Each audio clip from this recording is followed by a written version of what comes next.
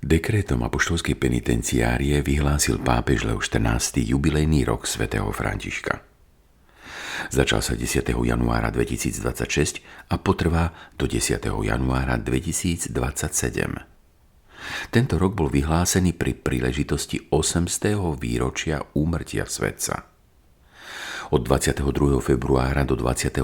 marca 2026 sú v bazilike svätého Františka v Assisi po prvý raz vystavené relikvie patróna Talianska, ktorý svojím radikálnym spôsobom kresťanského života inšpiroval nespočetné množstvo kresťanov a zakladateľov reholných rádov.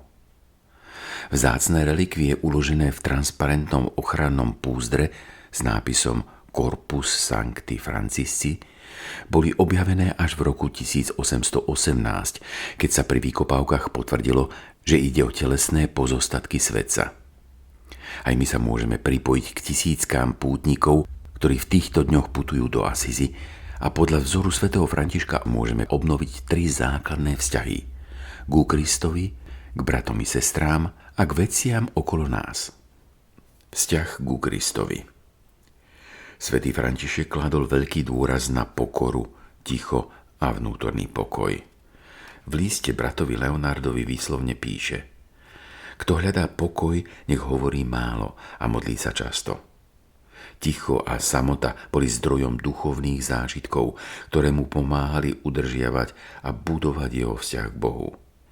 František nebol teológom v akademickom zmysle.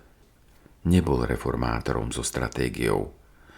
Bol však človekom, ktorý vedel o Bohu viac než ktorýkoľvek teológ.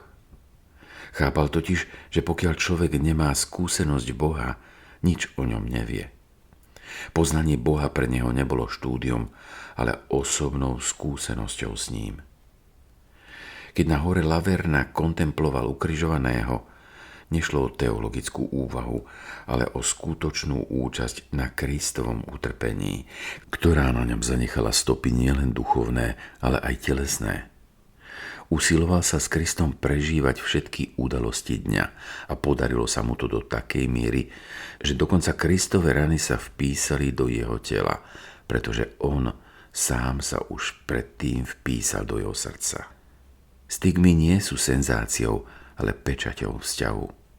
Sú znakom toho, že človek môže byť tak hlboko zjednotený s Kristom, že ich životy sa vzájomne prepletú.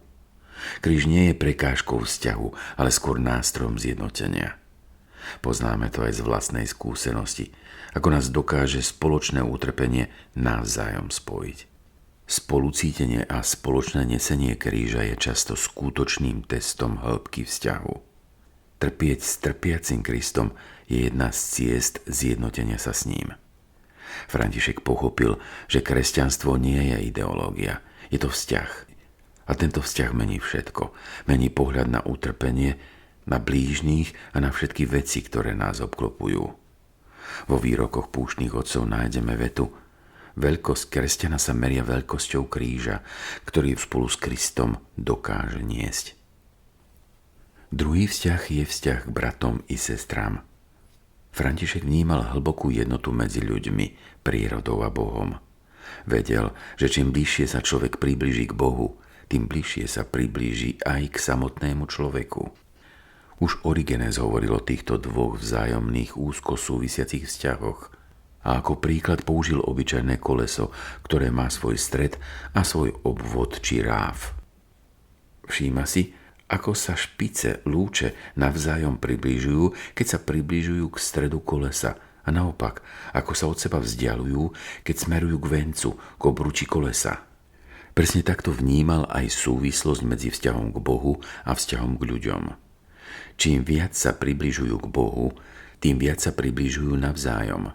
A naopak, čím viac sa od Boha vzdialujú a smerujú ku svetu, tým viac sa i navzájom oddelujú. Strata blízkosti Boha a strata viery v jeho prítomnosť sa automaticky prejaví stratou záujmu a citlivosti na potreby iných. František bol silným podporovateľom komunitného a bratského života, v strede ktorého bol živý Boh. Bol však presvedčený aj o tom, že aj eremiti, samotári, ktorí žili v úzkom priateľstve s Bohom, sú blízko pri ľuďoch.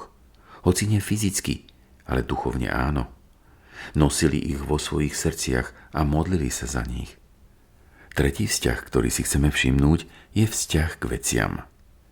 Radikálna evanjeliová chudoba svätého Františka nebola divadlom ani romantickým gestom. Keď sa vzdal otcovského majetku, nešlo len o vonkajší čin. Bol to krok, ktorý hlboko zasiahol jeho vnútro. Nebol to protest proti bohatstvu, ale vyznanie dôvery Bohu. František nadviazal na starobilú kresťanskú tradíciu, ktorá hovorí o amerimní, o slobode od zbytočných starostí. Neznamená to nezodpovednosť, ale oslobodenie srdca. Oslobodenie od úzkosti zvlastnenia a od potreby mať istotu vo veciach. Nešlo mu len o rozumné používanie majetku. Nešlo o to, aby mal menej vecí. Išlo o to, aby veci nemali jeho. Aby sa zo srdca vytratil vlastnícky postoj, to je moje. Tento spôsob myslenia mu bol cudzí. František mal svet rád. Miloval slnko, vietor, vodu, zem. Nazýval ich bratmi a sestrami, ale nechcel ich vlastniť. Nechcel si ich privlastniť, ovládať ani uzavrieť do hraníc svojho ega. Jeho vzťah k stvorenstvu bol vzťahom úcty a vďačnosti, nie kontroly a manipulácie. A práve tu sa rodí sloboda.